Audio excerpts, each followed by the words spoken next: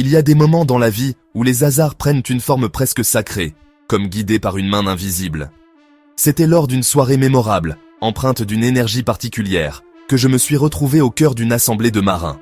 Leur allure imposante, leur voix grave et les histoires qu'ils portaient semblaient empreintes d'un autre temps.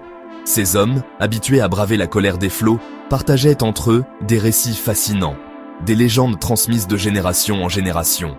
L'un d'eux, un pêcheur aguerri, évoqua les zones d'eau maudites. Ces lieux où, malgré des prières ferventes, répétées depuis des décennies, aucune bénédiction ne semblait se manifester. Ce simple échange fut le point de départ d'une conversation qui allait, peu à peu, s'intensifier. Les récits se succédaient, portés par le souffle de la mer et l'intimité d'un cercle de paroles. À mesure que les vers se vidaient et que les esprits s'échauffaient, les âmes se dévoilaient. Les langues, libérées par les confidences, effleurèrent des sujets profonds, presque interdits. Les superstitions, les croyances et les ombres invisibles qui peuplent leur nuit. Ce soir-là, je fus frappé par la similitude entre leurs récits et ce que je connais des mystères du vaudou haïtien. Dans la tradition haïtienne, l'océan est bien plus qu'un simple élément naturel. Il est un royaume vivant, sacré, gouverné par une force divine. Agoué, le maître des eaux salées, le protecteur des marins et le guide des âmes perdues en mer. Ce culte, profondément enraciné dans le cœur du peuple haïtien, reste vibrant aujourd'hui. Car, en Haïti, une grande partie de la population dépend encore des dons que l'océan leur accorde, la pêche, la navigation et parfois même les miracles. Ce que ces marins m'ont conté cette nuit-là m'a profondément marqué. Leurs récits, bien que teintés de leur propre culture, portaient en eux une résonance universelle. Une vérité qui traverse les continents et les traditions.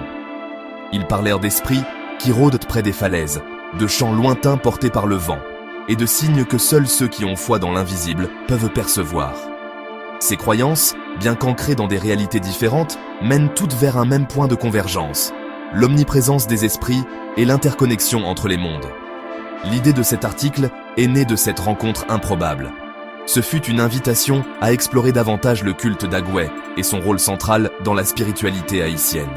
Que vous soyez croyant ou simplement curieux, les mystères de cet esprit aquatique vous parleront, d'une manière ou d'une autre.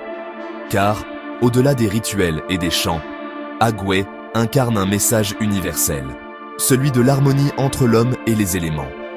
Je vous invite à contempler ces récits comme des fenêtres ouvertes sur un autre monde.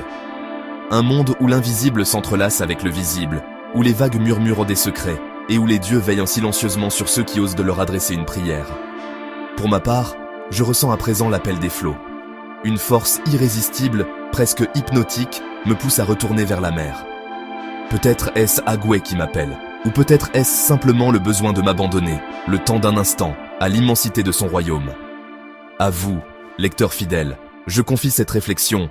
Le monde spirituel est vaste, mystérieux, et toujours prêt à dévoiler ses secrets à ceux qui ont le courage de les chercher.